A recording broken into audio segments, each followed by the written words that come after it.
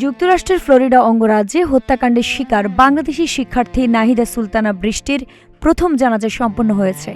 স্থানীয় সময় গতকাল বুধবার বেলা 2টায় টাম্পায় বৃষ্টির জানাজা অনুষ্ঠিত হয়। ইউনিভার্সিটি অব সাউথ ফ্লোরিডার শিক্ষার্থী, শিক্ষক ও বাংলাদেশি কমিউনিটির অনেকেই জানাজায় অংশ নেন। মায়ামির বাংলাদেশ কনসুলেটের একজন প্রতিনিধিও জানাজায় উপস্থিত ছিলেন।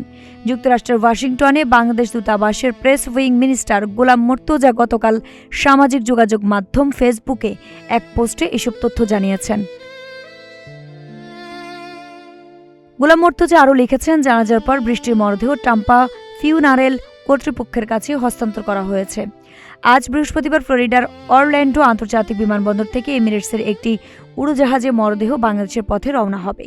দুবাই বিরতি ও ফ্লাইট পরিবর্তনের পর বৃষ্টির মরদেহ আগামী 9 মে সকাল 8টা 40 ঢাকায় পৌঁছাবে। বৃষ্টির মরদেহ পাঠানোর সময় মায়ামির বাংলাদেশ কনসুলেটের প্রতিনিধি অরল্যান্ডো বিমানবন্দরে উপস্থিত থাকবেন।